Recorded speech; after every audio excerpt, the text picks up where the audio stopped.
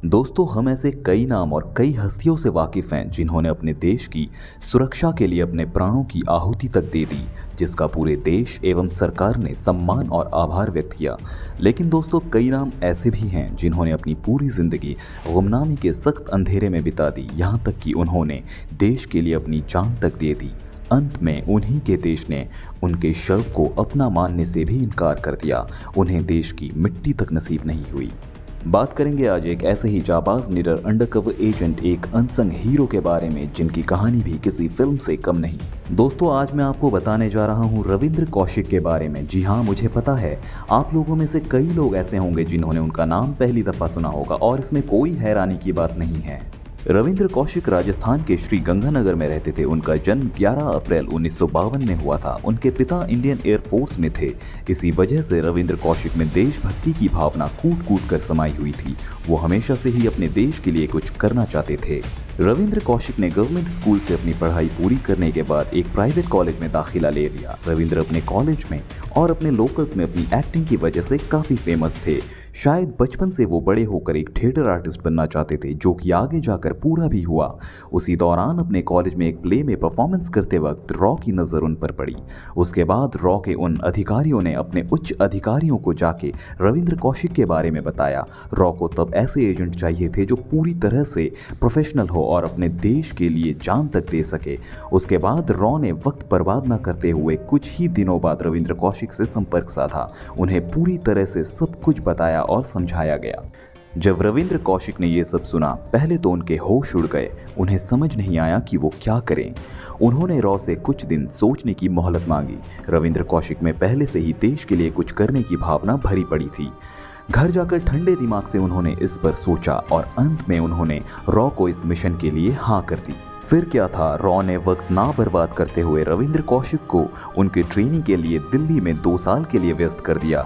रविंद्र कौशिक ने अपने पिता से झूठ कहा कि उनकी नौकरी दिल्ली में लग गई। उसी के सिलसिले में उन्हें अब दिल्ली में जाकर रहना पड़ेगा, क्योंकि रॉ के सख्त नियम के अनुसार आप किसी से भी ये जानकारी साझा नहीं कर सकते, चाहे वो परिवार ही क्यों ना हो। दिल्ली में 2 साल के ट्रेनिंग के दौरान उन्हें उर्दू लिखना और पढ़ना सिखाया गया। उन्हें कुरान की पूरी जानकारी दी गई। पाकिस्तान के बारे में सब कुछ विस्तार से बताया गया, ताकि जब वो रॉ एजेंट बन के पाकिस्तान में नियुक्त हो तो उन्हें किसी तरह की दिक्कत का सामना ना करना पड़े। इतना ही नहीं, रविंद्र कौशिक का खतना तक करवाया गया था। उन्हें अपने भाषा के लिहाज को भी बदलना पड़ा, क्योंकि पाकिस्तानियों के बोलने का लहजा अलग होता है। उसके बाद रविंद्र कौशिक का नाम बदलकर नवी अहमद शकीर रखा गया। आखिर वो मुकम्मल दिन आ गया जब रविंद्र कौशिक को अपना मुल्क यानी भारत को छोड़कर पाकिस्तान जाना था। वो साल था 1975। अब वो रविंद्र कौशिक ना रहकर नवी अहमद शकीर बन चुके थे। ये रॉ का बदला हुआ नाम था। उसके बाद पाकिस्तान की नागरिकता प्राप्त करने के बाद उन्होंने एक पाकिस्तानी लॉ यूनिवर्सिटी में लॉ की पढ़ाई की। तब तक वो पाकिस्तान में पूरी तरह से घुल मिल चुके थे।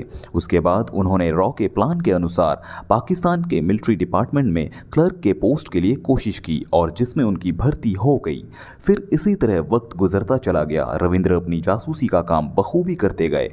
वो कई खुफिया जानकारी भारत तक पहुंचाते रहे। बाद में उन्होंने पाकिस्तानी मूल के एक लड़की से निकाह कर लिया। कहा जाता है वो लड़की मिलिट्री डिपार्टमेंट में ही काम कर रहे एक दर्जी, जो कि सिपाहियों के कपड़े बनाते थे, उन्हीं की बेटी थी, जिसका नाम अमानत था। और रविंद्र कौशिक का उनसे एक लड़का भी हुआ।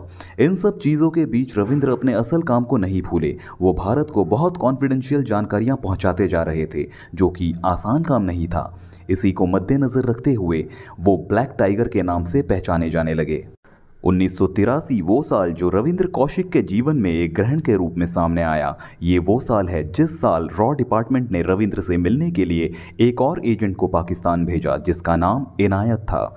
लेकिन इस बार किस्मत को कुछ और मंजूर था। पाकिस्तान ने इनायत को पकड़ लिया। उसके बाद इनायत को काफ़ी टॉर्चर किया गया और सब कुछ उगलवा लिया गया। इनायत ने रविंद्र कौशिक के बारे में पाकिस्तान को पूरी जानकारी दे दी। इनायत ने हर रहस्यों से पर्दा खोल दिया। पाकिस्तान ने वक्त ज़ाया न करते हुए रविंद्र कौशिक को अपने हिरासत में ले लिया। 2 साल तक उन्हें पाकिस्तान के अलग अलग जेलों में रखे जाने के बाद 1985 में उन्हें सजाए मौत की सज़ा सुना दी गई। हालांकि बाद में पाकिस्तान सुप्रीम कोर्ट ने इस सज़ा में तब्दीली करते हुए इसे उम्र कैद में बदल दिया। उसके बाद वो पाकिस्तान के जेल में अपनी अंधेरमय ज़िंदगी काट रहे थे। यहाँ तक कि भारत सरकार ने भी उन्हें पाकिस्तान से अपने मुल्क लाने के लिए कोई कदम नहीं उठाया। आखिरकार रविंद्र कौशिक ने पाकिस्तान के मुल्तान में स्थित न्यू सेंट्रल जेल में अपनी आखिरी सांसें ली। कहते हैं कि वो ट्यूबरक्लोसिस और हार्ट की बीमारी से ग्रस्त थे और उनकी मौत के बाद भारत सरकार ने भी उनके शव को लेने से इनकार कर दिया था। इस तरह अपने देश के लिए जान देने वाले को अपने देश की मिट्टी तक हासिल नहीं हुई।